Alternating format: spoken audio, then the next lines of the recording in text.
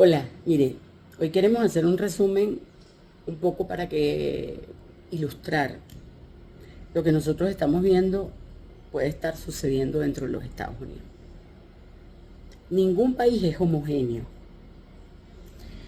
y Estados Unidos tiene un grave problema porque Estados Unidos fue desindustrializado por una estrategia globalista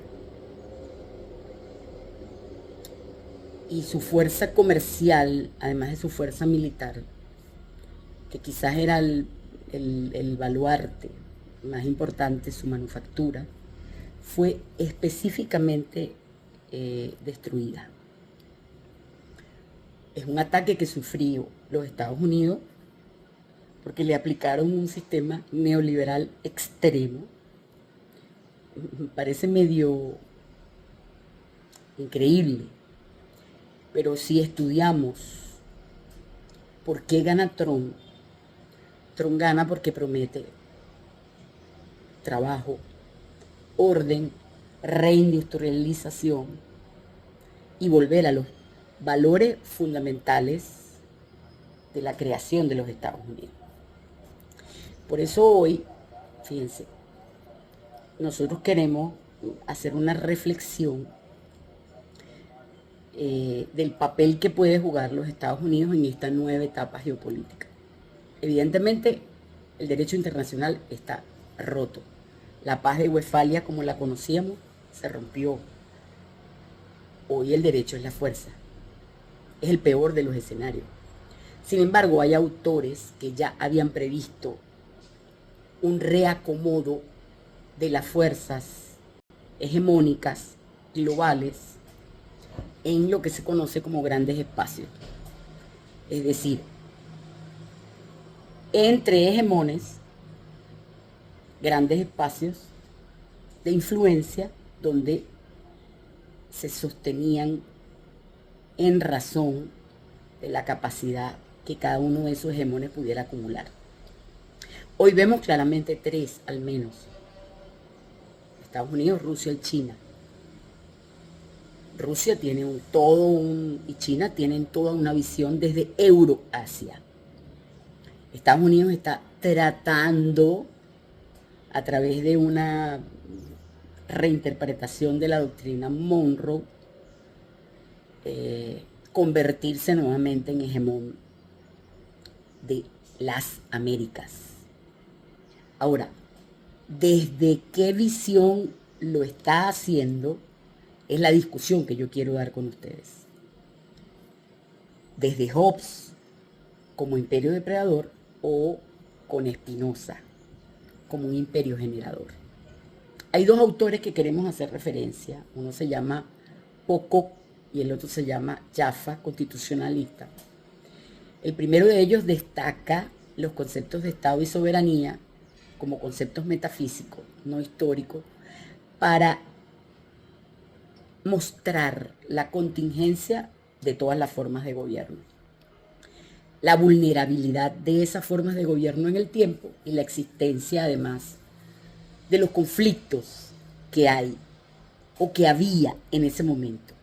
Él hace un análisis desde el discurso de los padres fundadores y plantea que la democracia en ese momento, como tumulto, lo decía Tocqueville en algunas de sus expresiones, era inconveniente y que lo más conveniente era para Estados Unidos, para su modelo, era una república constitucional donde la base fundamental no era solamente combinar la voluntad del pueblo, es decir, la expresión democrática, sino que esos poderes delegados, esa representatividad, tuviese pesos y contrapesos. Pero además estaba Jaffa, que definía a la libertad como un bien intrínsecamente ligado a la igualdad y a la virtud moral. Ambos coincidían en que la república era el antídoto perfecto contra la monarquía. ¿Por qué mencionamos estos autores? Porque estos autores vinculan la revolución estadounidense con el republicanismo clásico que viene desde la época de Maquiavelo a través de la influencia de Harrington. Y acudieron a ese lenguaje del republicanismo clásico como elemento necesario en los esfuerzos para la construcción de su ser nacional, que garantizaba la virtud popular frente a la corrupción, la autodestrucción, la degeneración de las turbas y la decadencia del comercio, inclinándose por una democracia republicana de pesos y contrapesos. Pero además, ese sector se declaraba contrario al usurerismo del comercio anglo-holandés, criticaban la apertura de los puertos y abogaban por un proteccionismo. Entonces, claro, reconocían que había una tensión compleja entre el republicanismo y liberalismo y que eso era lo que tenían en mente los padres fundadores. Esa es la esencia, digamos, originaria estadounidense, la imagen de la nacionalidad. Este pensamiento, evidentemente, ha sido atacado. Sus valores esenciales están siendo atacados a través de un pensamiento rizomático, acomodaticio, y cuando hablo de rizoma hablo de una mutación infinita, es decir, el todo vale, una adaptación del sistema complejo en donde todo es posible, inclusive acabar con la esencia con tal de mantenerte en el poder. Entonces, ese pensamiento no solo está en Estados Unidos, recorre el mundo y define a los pueblos, además, como enemigos. Los pueblos hay que controlarlos porque las masas son incultas, son poco fiables y hay que controlarlas y manipularlas, incluso criminalizarlas. Ese es el pensamiento neorreaccionario. Entonces, en el gobierno de Trump hay un ala neorreaccionaria, que además es un ala absolutamente pragmática, tecnofeudalista, donde la técnica y la ciencia son lo fundamental, no les importa la política, no les importa la democracia. Entonces, de esta paranoia emergen el ala de Thiel, de Jarvin Curtis y el propio Grenell, personajes que piensan que la democracia es un estorbo y abogan por una monarquía tecnofeudal. Ellos no apuestan por los valores de los padres fundadores.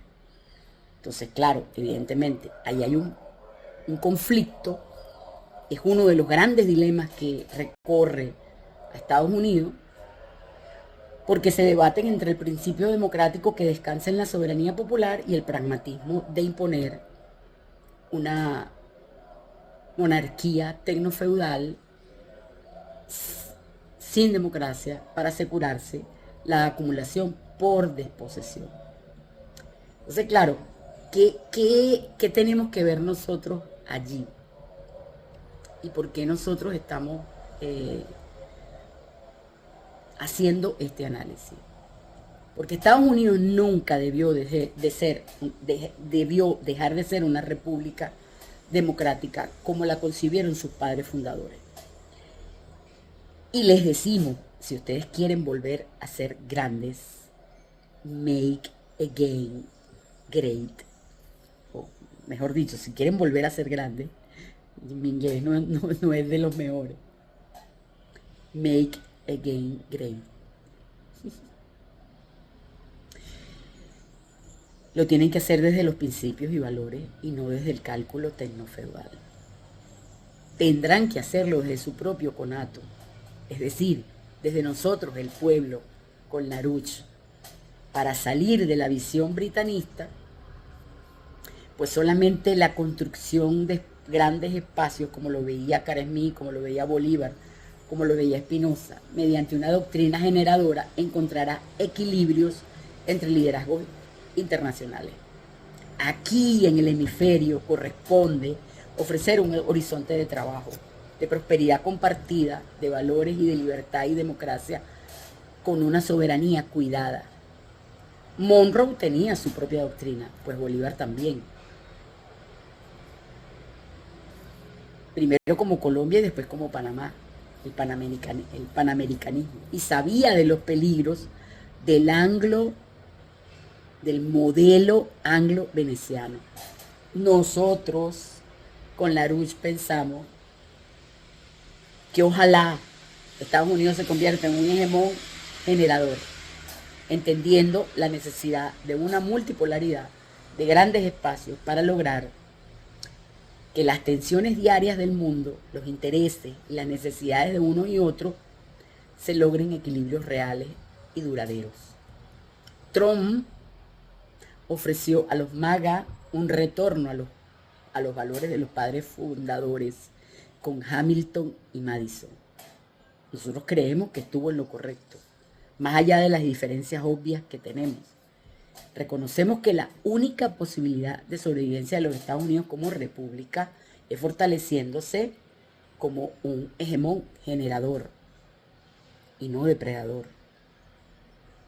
Usamos esas ideas para advertirle a los ciudadanos de Estados Unidos y sobre todo a sus patriotas los peligros que representan los extravíos neofascistas de los farsantes empresarios neorreaccionarios tecnofeudales que atacan sus principios y valores, que originalmente hicieron de ese modelo una democracia republicana basada en la ley y el orden, pero sobre todo en el balance de los poderes, que nace del equilibrio entre libertad, igualdad y justicia.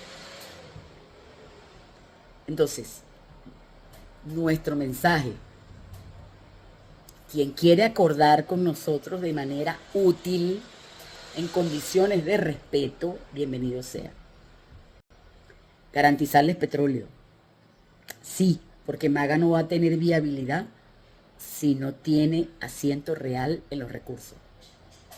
Pero eso tiene que ser manejado con transparencia y en función de los intereses nacionales.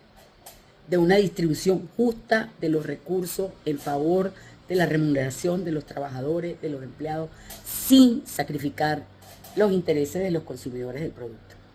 ¿Qué significa eso? A los mercados globales se les garantiza el suministro energético, pero bajo un esquema de transparencia absoluta y de justicia distributiva.